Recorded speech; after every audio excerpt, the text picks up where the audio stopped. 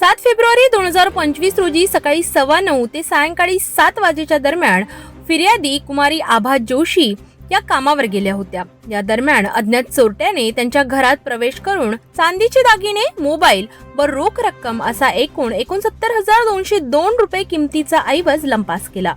या प्रकरणी फिर्यादीने 8 फेब्रुवारी रोजी डाबकी रोड पोलीस ठाण्यात तक्रार दाखल केली। तपास अधिकाऱ्यांनी गुन्हे शोध पथकाच्या मदतीने तपास चक्र फिरवत आरोपीचा शोध घेतला। पोलीस निरीक्षक धर्मा सोनुने यांच्या मार्गदर्शनाखाली आरोपीला ताब्यात घेण्यात आले। अल्पवयीन विधी संघर्ष बालकाने गुन्ह्याची कबुली दिली व त्याच्याकडून 49,652 रुपये किमतीचा मुद्देमाल हस्तगत करण्यात आला।